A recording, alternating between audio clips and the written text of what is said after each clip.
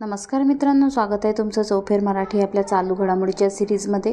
आज आपण 2 मार्च 2025च्या चालू घडामोडी पाहणार आहोत, तर व्हिडिओ शेवटपर्यंत पहा। चला तर मग सुरुवात करूया आजच्या पहिल्या प्रश्नाला। प्रश्न क्रमांक पहिला, 2025च्या आंतरराष्ट्रीय बुकर पुरस्काराच्या यादीत समाविष्ट असलेल्या हार्ट लॅम्प या कन्नड लघुकथा संग्रहाचे लेखक कोण आहेत? बानू मुश्ताक। इम्पॉर्टंट पॉईंट्स आहेत। हार्ट लॅम्प हा कन्नड लेखिका बानू मुश्ताक यांचा लघुकथा संग्रह आहे, जो 2025च्या प्रतिष्ठित आंतरराष्ट्रीय बुकर पुरस्काराच्या यादीत आहे। प्रश्न क्रमांक दुसरा, संरक्षण मंत्री राजनाथ सिंह यांनी कोणत्या हिंदी मासिकाच्या पहिल्या आवृत्तीचे अनावरण केले? सशक्त भारत। इम्पॉर्टंट पॉईंट्स आहे। संरक्षण मंत्री राजनाथ सिंह यांनी संरक्षण मंत्रालयाच्या द्वैवार्षिक हिंदी मासिक सशक्त भारतच्या पहिल्या आवृत्तीचे प्रकाशन केले। प्रश्न क्रमांक तिसरा, भारतीय सिक्युरिटीज अँड एक्सचेंज बोर्ड सेबीच्या 11व्या अध्यक्षपदी कोणाची नियुक्ती करण्यात आली आहे? तुहिन कांता पांडे यांची। इम्पॉर्टंट पॉईंट्स आहे। भारताचे वित्त सचिव तुहिन कांता पांडे यांची 3 वर्षाच्या कालावधीसाठी भारतीय सिक्युरिटीज अँड एक्सचेंज बोर्ड सेबीच्या 11व्या अध्यक्षपदी नियुक्ती करण्यात आली आहे। यांची सेबीच्या पहिल्या महिला अध्यक्षा माधवीपुरी बुच यांच्या जागी नियुक्ती करतील। त्यांचा कार्यकाळ 28 फेब्रुवारी 2025 रोजी संपत आहे।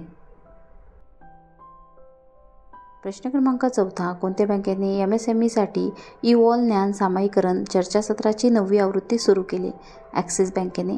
इम्पॉर्टंट पॉईंट्स आहे। ॲक्सिस बँकेने त्यांच्या इव्हॉल्व सेमिनारच्या 9व्या आवृत्तीचे उद्घाटन केले। या वर्षाची थीम नवीन युगातील व्यावसायिकासाठी भविष्यातील MSME सिद्ध करणे, डिजिटल परिवर्तन, नवोन्मेष आणि ऑपरेशनल लवचिकतेची गरज अधोरेखित करणे। प्रश्न क्रमांक 5वा, शाश्वत ऊर्जा उपायावर भारतासोबत सहकार्य वाढवण्यासाठी कोणत्या देशाने green transition alliance India GTAI सुरू केली? डेन्मार्कने। इम्पॉर्टंट पॉईंट्स आहे।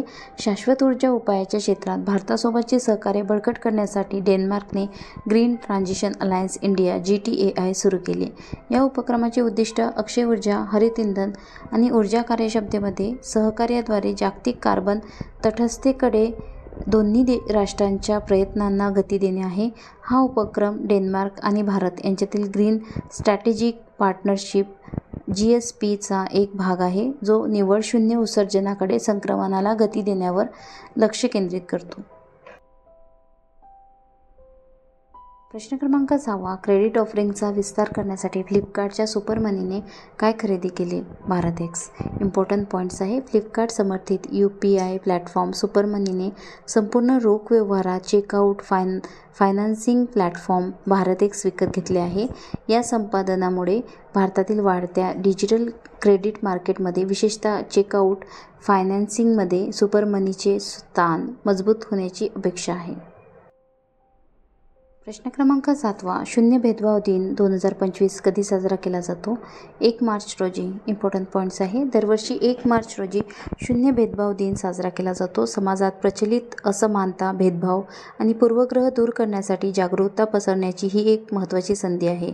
शून्य भेदभाव दिन 2025ची थीम आम्ही एकत्र उभे आहोत। प्रश्न क्रमांक 8वा, 2025च्या S&P ग्लोबल सस्टेनेबिलिटी रँकिंगमध्ये कोणती बँक आघाडीवर आहे? Yes bank. इम्पॉर्टंट पॉईंट्स आहे। S&P global corporate sustainability assessment CSA 2024 आणि कार्बन डिस्क्लोजर प्रोजेक्ट CDP नुसार येस बँक सलग 3ऱ्या वर्षी शाश्वततेमध्ये भारतातील सर्वोच्च रेटिंग असलेली बँक म्हणून उदयास आली आहे। प्रश्न क्रमांक 9वा, चंद्रावरील पाण्याचे मॅपिंग करण्यासाठी नासाचे काय लॉन्च करण्यात आले आहे? लुनर ट्रेलब्लेझर। इम्पॉर्टंट पॉईंट्स आहे। चंद्रावरील पाण्याचे मॅपिंग करण्यासाठी नासाचे लुनर ट्रेलब्लेझर लॉन्च करण्यात आले आहे। हे यंत्र चंद्राच्या पृष्ठभागावरील पाण्याचे स्वरूप, विपुलता आणि स्थान शोधून त्यावर नकाशा तयार करेल। आजचा शेवटचा प्रश्न, प्रश्न क्रमांक 10वा, एक राष्ट्र एक बंदर उपक्रमाचे उद्घाटन अलीकडेच कोणी केले? सर्बानंद सोनोवाल यांनी। इम्पॉर्टंट पॉईंट्स आहे। एक राष्ट्र एक बंदर प्रक्रिया ONOP हा एक अग्रगण्य उपक्रम आहे, ज्याचा उद्देश अकार्यक्षमता दूर करणे आणि भारतातील प्रमुख बंदरांमध्ये एक एकीकृत ऑपरेशनल फ्रेमवर्क सुनिश्चित करणे आहे। ऑपरेशन सुलभ करण्यासाठी, बंदर कार्यक्षमता वाढवण्यासाठी, आंतरराष्ट्रीय व्यापाराला चालना देण्यासाठी आणि भारताच्या जहाजबांधणी उद्योगाचा चला तर भेटूया पुढच्या व्हिडिओमध्ये. व्हिडिओ आवडला असेल सबस्क्राईब करा, लाईक करा, शेअर करा. थँक्यू, धन्यवाद.